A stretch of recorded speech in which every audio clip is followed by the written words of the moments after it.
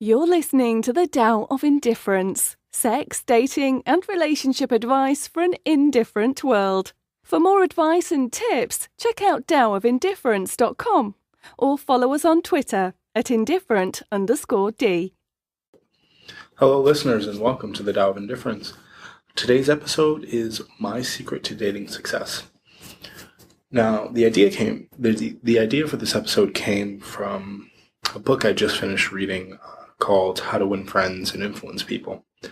And after reading the book, I started to compare what I know about dating and what I've learned about dating to what I learned in the book and realized something. The key to dating success really comes down to three areas, and these areas come up a lot in the book. And these areas are positivity, happiness, and sincerity. And when I say positivity, I mean to not only be positive as a positive person, but also to encourage positivity in the people that you communicate with. Happiness is not only about making someone happy, but also making them happy about themselves. The 10th most common English word is I, and the 5th most commonly used letter in the English language is I. So what you want to do, really, and I'll illustrate it for you, is to make people talk about themselves and be happy about themselves. And lastly, sincerity, which is exactly what it means. You have to be someone who is really honest about who you are and what your interests are. So I combed through each line of the book, each paragraph, each section, and I found that the major points of the book can be broken down to positivity, happiness, and sincerity. Now, bear in mind that I'm reading the 1981 revised version. In that book, there's 4 sections. In the previous version, there's 6. We're just going to go over the 4. And the sections of the book break down into 4 parts. It's techniques to handle people, ways to make people like you, ways to win people to your way of thinking, and how to change people without giving offense or arousing resentments. Now, within these 4 sections are 30 techniques, and here I'll just read them out for you, and I'll read them in the order that they appear in the book.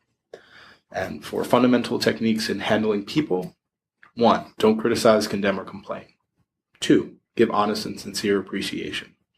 3, arousing the other person in eager want. That's the first section.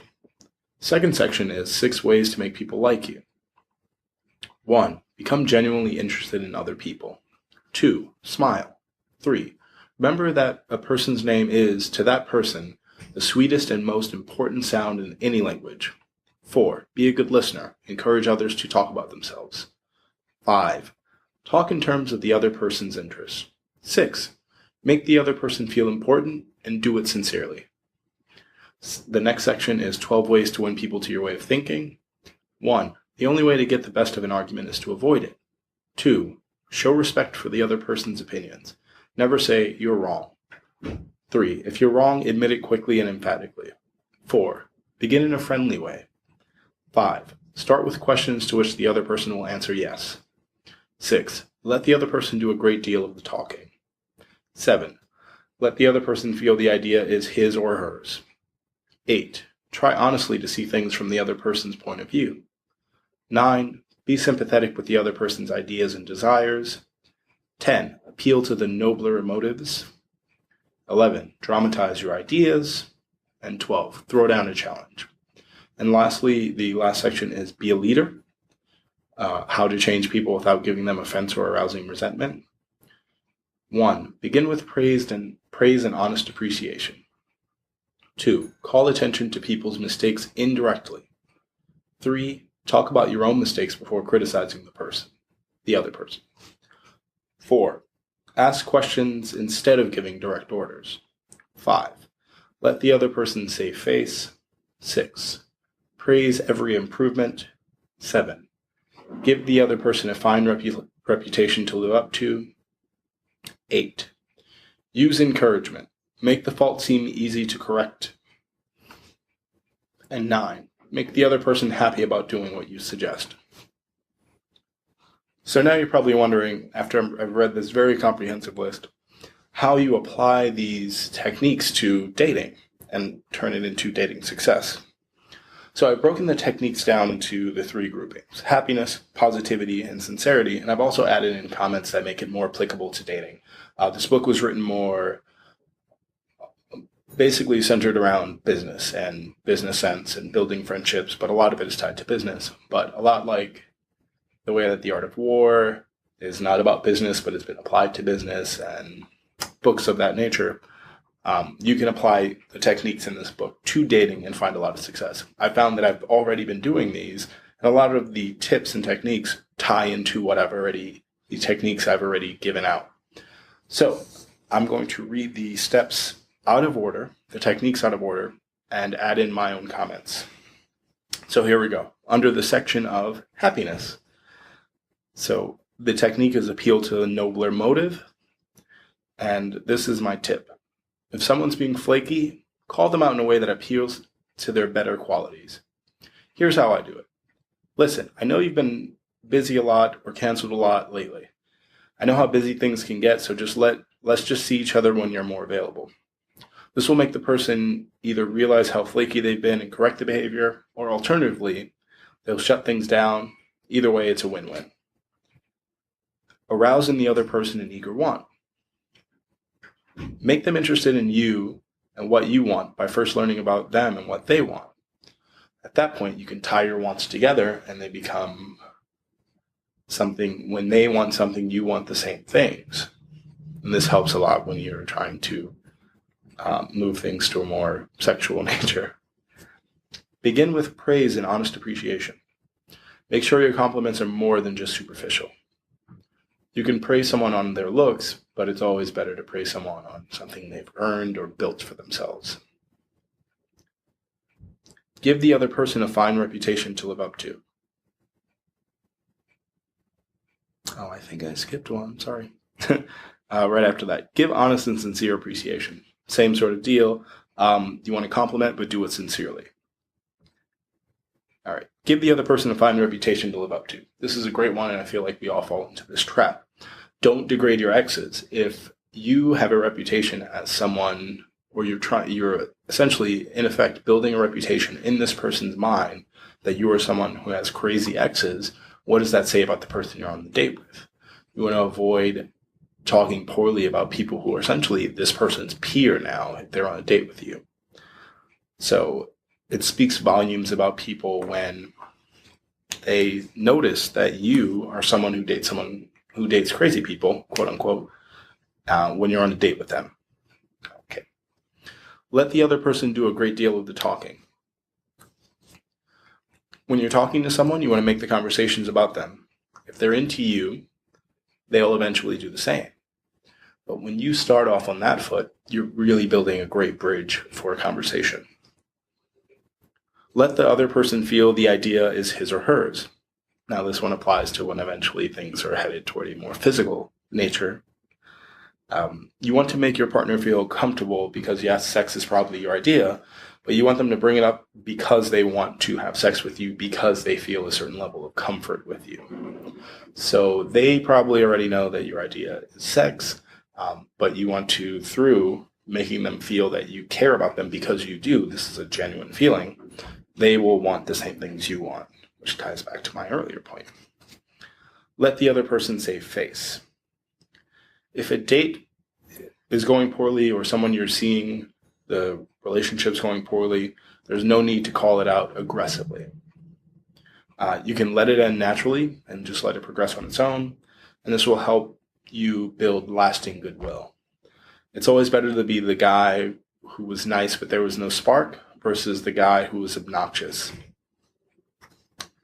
Make the other person feel important and do it sincerely. When you're on a date with them, focus only on them on that date. That's as simple and as easy as it can be. Make the other person happy about doing what you suggest. What you want to do there is meet them in the middle. Alternatively, you want to ask politely for concessions. If they live in a part of town you don't want to hang out in, but they insist that they make the date occur in that part of town, what you do is you ask for a compromise. Well, if we're going to hang out in your neighborhood, let's hang out in my neighborhood the next time. So that way, them going on that first date in their neighborhood really leads to you getting what you want in the end, but it really is their idea.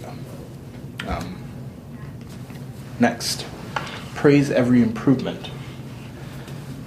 If he or she shows up to a date and each time you see them, they look great, tell them.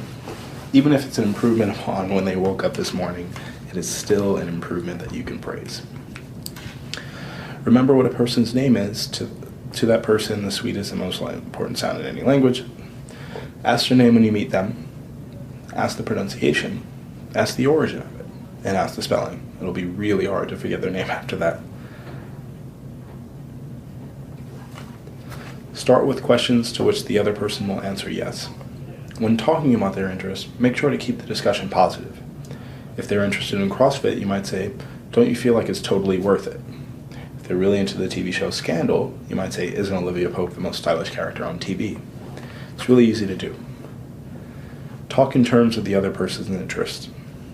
Simply, ask about their interest and don't turn it into a conversation about your interest. If your interests are shared, discuss both, or discuss them in a way that you're sharing it, but keep the focus on their interest. Use encouragement. Make the fault seem easy to correct. If he or she is late or cancels a date, don't turn it into a big blow-up. If you simply say, "You know what, it's no big deal," you give them space to correct the issue. All right, the next section is positivity. First, ask questions instead of giving direct orders. "Do you want a drink?" is always better than "I'm ordering your drink for you." Begin in a friendly way. Start off on good terms. Avoid trying to get a rise out of a person. It's not attractive. Call attention to people's mistakes indirectly. If you feel the need to call someone out, do it in a way that lets them see that they're wrong without directly saying so. Don't criticize, condemn, or complain. Save the complaining for never, and stay positive. If you're wrong, admit it quickly and emphatically. A simple sorry goes a long way. An apology without excuses works even better. Show respect for the other person's opinion. Never say you're wrong. The best way to alienate a date is by belittling their opinions. Hear them out and then give your opinion without contradicting theirs. They can be opinions that don't necessarily agree with each other, but you don't directly say the words, "You're wrong, this is why." Smile. It makes you more attractive when you smile. You want to be more attractive, right? The only way to get the best of an argument is to avoid it. Be indifferent to the negative that people bring, and eventually they won't have anything negative to say. And finally, sincerity. First, be a good listener. Encourage others to talk about themselves. Listen attentively and put your goddamn phone away. Be sympathetic with other person's ideas and desires. Play devil's advocate. Practice empathy and mindfulness. Become genuinely interested in other people. Listen to what people have to say and remember that everyone is interesting in their own way. You just have to try harder for some people than others. Dramatize your ideas.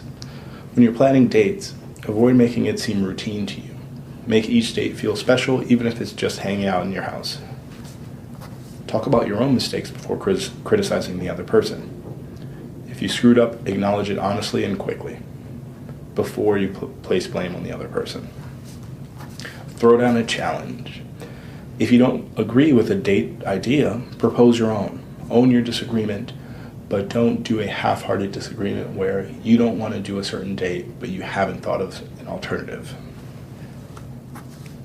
When you're throwing down that challenge, really what you're saying is, "I don't like your idea, here's my idea. Come up with a better one, or agree that my idea is better." But you'd say it without words. And finally, and lastly, try honestly to see things from the other person's point of view. The key here is to actually look at something from someone else's point of view, even if you disagree. It's hard to do, but it really takes you pretty far. Now, I'm hoping that the advice that I've given you here helps you have more success in dating. And as always, good luck out there. Bye.